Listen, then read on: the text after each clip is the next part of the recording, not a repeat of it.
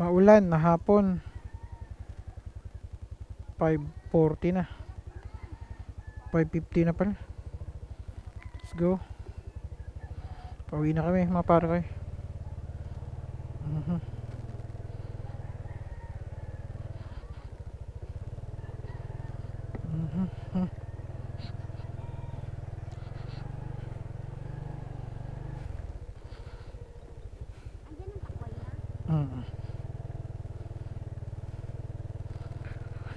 Medyo naambon, no? Medyo madulas yung daan mamaya. Ka-raincoat ka na?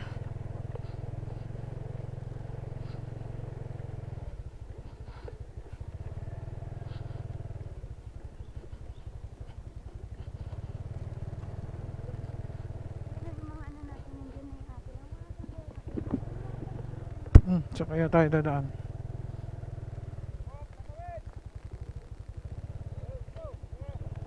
Sige. Dulas, thank you. Salamat. So ito na yung Kaalax mga pare ko eh. Next nating balik dyan ay simento na siguro yan. No? Ayun na. Sunod balik natin baka simento na yan kasi ano na eh. Tinambakan na eh. Oops.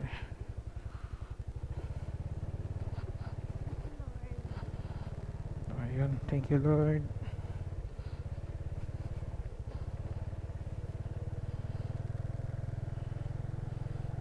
Ito na yung semento na part dito sa amin mga pare ko eh.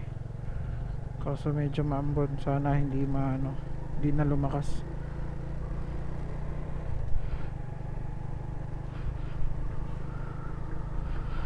Padilim na din.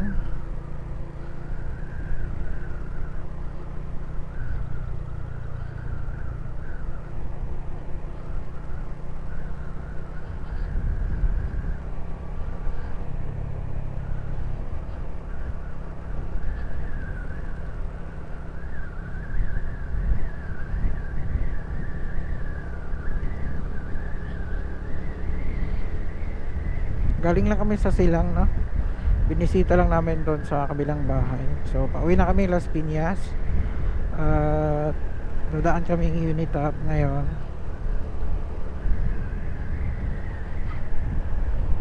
Tsaka gutom na din ako, kakain na din ako doon. Ito pare ko update. Ayan.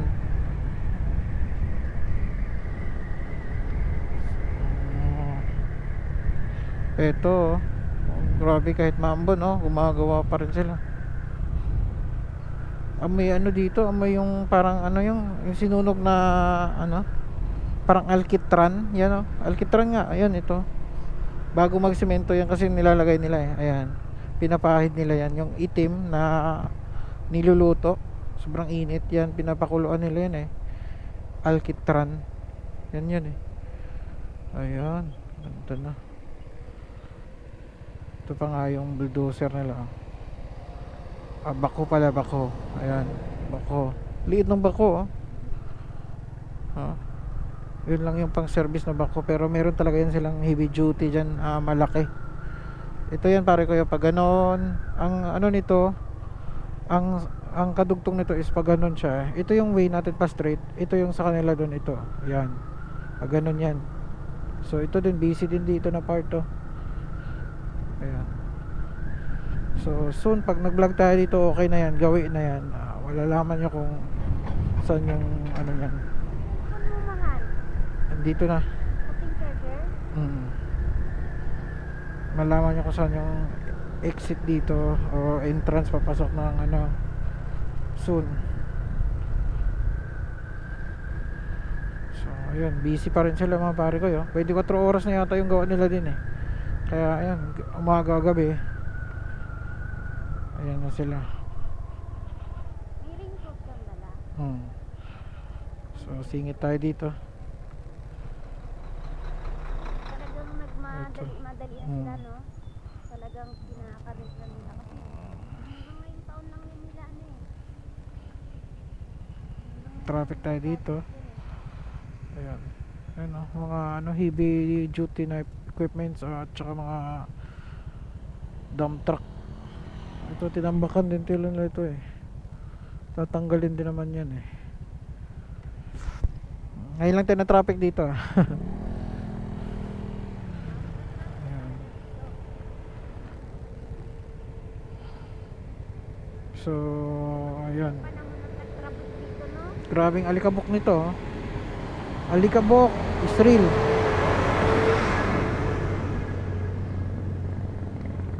Dati, isa-isa lang ang nadaan dito.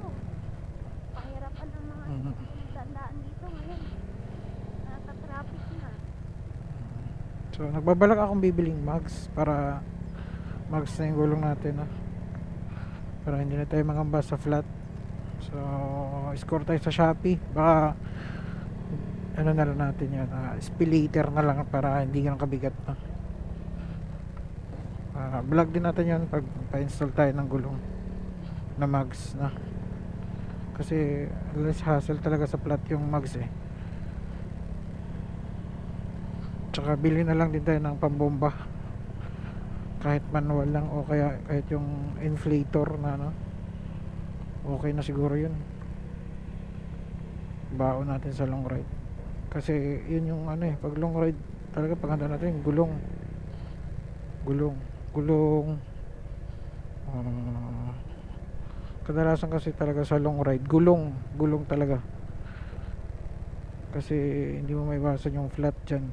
Kasi long ride yung kailangan natin ng ano, magbilit ng mags.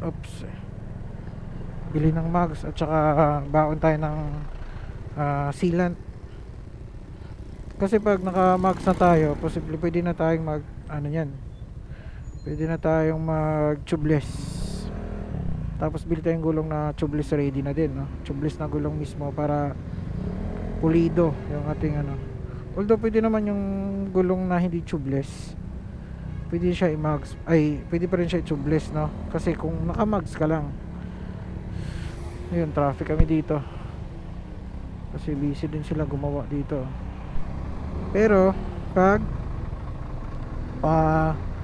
tubeless din talaga dapat ang ilagay natin para at least pulido talaga yung pagka tubeless ng ating gulong.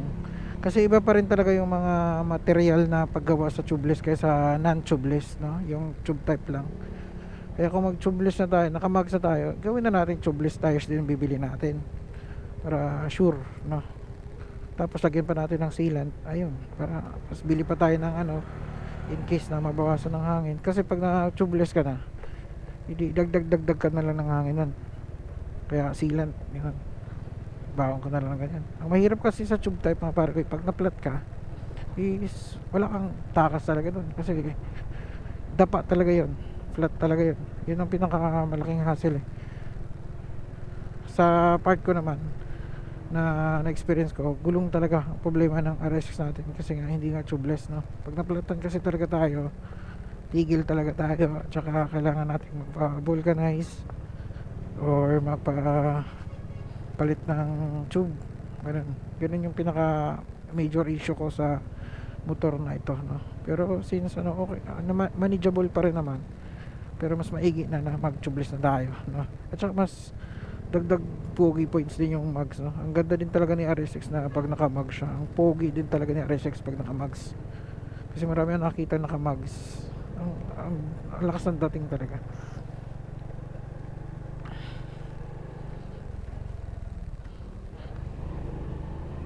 Ito, banata natin ang uno. Yan.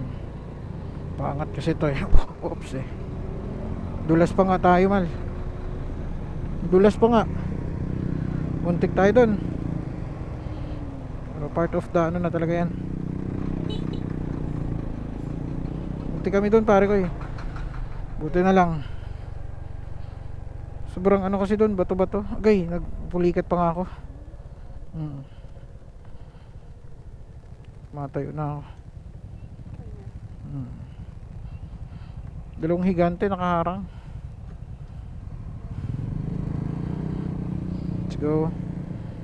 Puro Honda tayo ah.